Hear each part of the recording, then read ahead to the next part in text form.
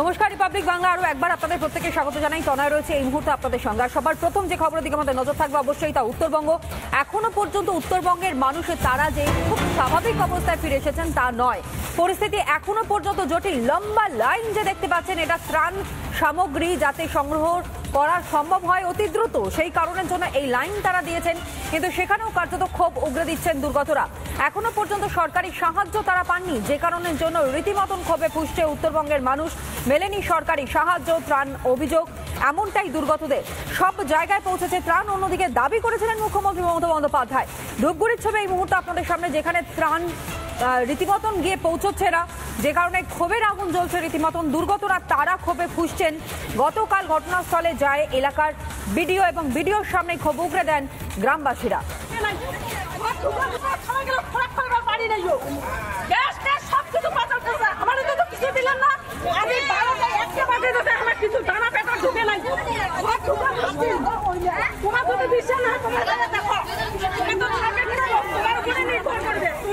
মুখ্যমন্ত্রী তো দাবি করেছিলেন যে ত্রাণ নাকি সর্বত্র পৌঁছে দেওয়া হয়েছে।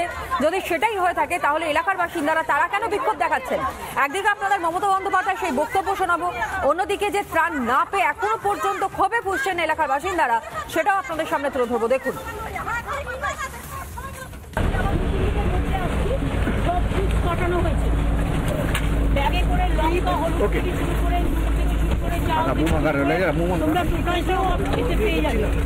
আমরা দিয়ে দিচ্ছি দিল্লি কালেকশন করে।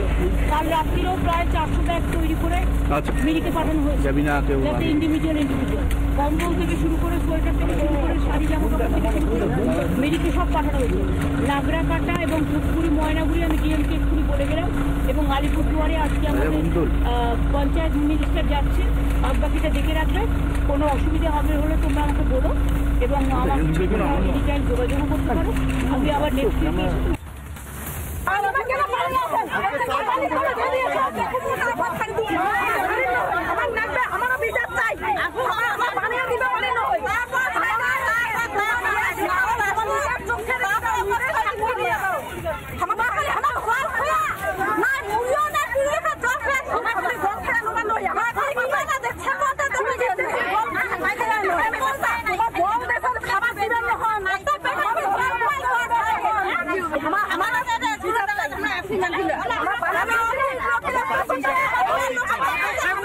আজকে বন্যা হওয়ার 4 দিন হয়ে গেল, আমরা কিছুই পাইলাম না, কিচ্ছু পাইলাম না। সরকারি কোনো সাহায্য না, কিচ্ছু না, মুড়ি পর্যন্ত পাইলাম না।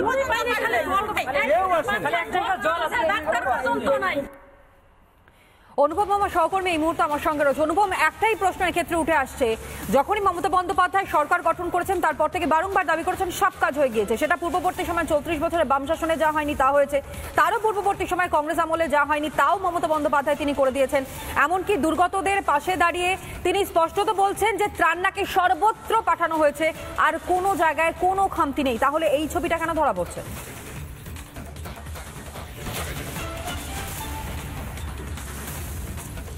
একদমই তাই। দেখো, ধূপগুড়ির এই অঞ্চলের মানুষের একটা চরম ভোগান্তি হতে হলো, কারণ যেভাবে জল একের পর এক জায়গায় ঢুকেছে, একের পর এক বাড়ির মধ্যে ঢুকেছে, তাতে মানুষের চরম ভোগান্তি হয়েছে। আর সাধারণ মানুষের এখানে সব থেকে বেশি ডিমান্ড ছিল, সেটা হচ্ছে ত্রাণ। যে ত্রাণটা সরকারের দেওয়ার কথা, সরকার সেই ত্রাণ সেই সমস্ত বিপর্যস্ত এলাকায় পৌঁছে দেবে এবং সেই সমস্ত মানুষদের পৌঁছে দেবে যাদের সত্যিই ত্রাণের প্রয়োজন রয়েছে। আর এখানেই দেখা যাচ্ছে যে সেই ত্রাণ পৌঁছচ্ছে না। আমার সাথে বেশ কয়েকজন এই গ্রামের সাধারণ মানুষ রয়েছেন।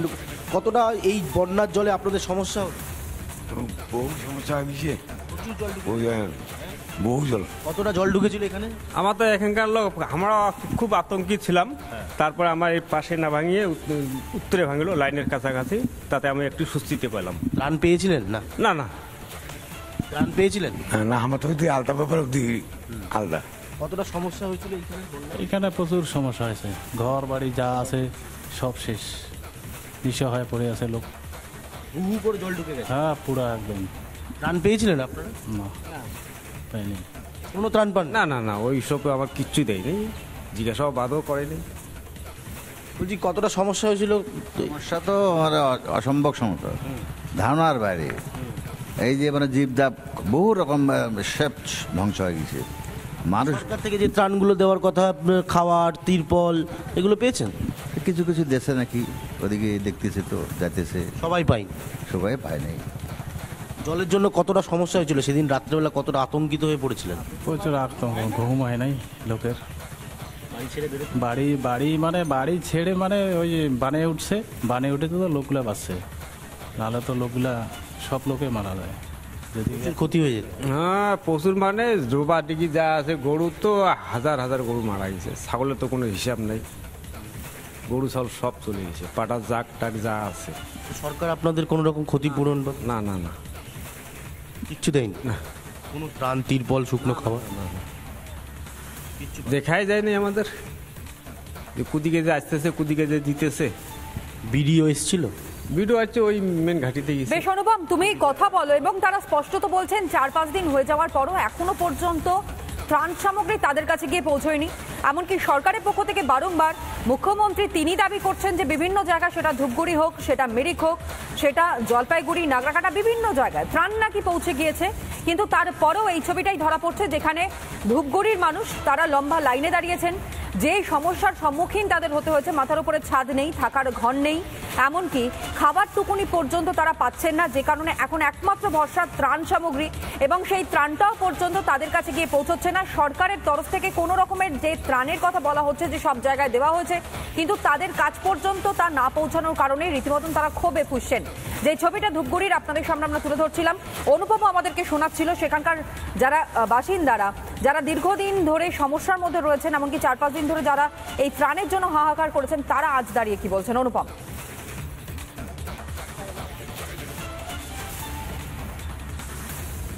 একদমই তাই, সাধারণ মানুষ রয়েছে। সেদিনকে জল ঢুকে যাওয়ার পর কি অবস্থা হয়েছিল আপনার?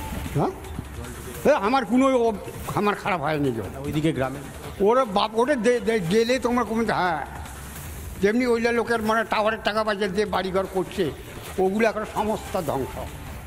এলাও না ওই মতন পরিস্থিতি, গেলে পরে আপনি দেখে দেন।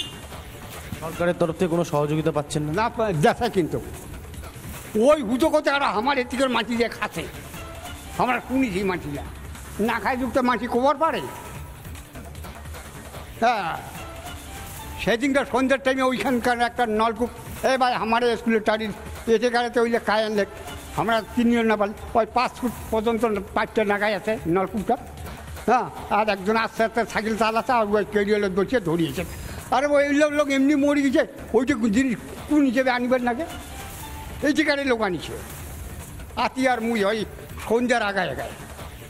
বুঝতেই পারছো সাধারণ মানুষের যেটা বক্তব্য, যে যখন বন্যার জল যেভাবে গ্রামের মধ্যে হু করে ঢুকছিল, তখন মানুষকে বেশ কিছুটা বেগ পেতে হয়েছে, এবং সরকারি ত্রাণ নিয়ে যে ক্ষোভটা আমরা গতকাল থেকে দেখাচ্ছি, আজকেও সাধারণ মানুষের একই বক্তব্য, যে সরকারের তরফে যে ত্রাণ দিতে দেওয়ার কথা, যখন ভোট আসে তখন হাত জোর করে গ্রামে গ্রামে এই জনপ্রতিনিধিরা আসেন এবং ভোট দিন, আমাকে আপনাদের রাস্তা করে দেবো, আলো করে দেবো, কিন্তু যদি যখন মানুষ সত্যি বিপদে পড়ে তখন এদেরকে দেখা যায় না এবং সরকারি ত্রাণ পৌঁছয় না, তখন মানুষ ক্ষোভে ফেটে পড়ে। ফলে সব মিলিয়ে এই গ্রামের আরও বিস্তীর্ণ ছবি দেখাবো এবং মানুষের সেই দুর্দশার কথা তুলে ধরবো, যে কী ভয়াবহ পরিস্থিতির মধ্যে দিয়ে মানুষের কয়েকটা দিন গেল এবং সরকারি ত্রাণ না পাওয়ায় মানুষের ক্ষোভ ঠিক কোন জায়গায় গিয়ে পৌঁছবে। একদমই দিনভর তোমার মতো দিয়ে সেই ছবিগুলোই আমরা তুলে ধরবার চেষ্টা করবো লাগাতার আপনাদের সামনে। তবে আপাতত তোমায় ধন্যবাদ জানাই অনুপম।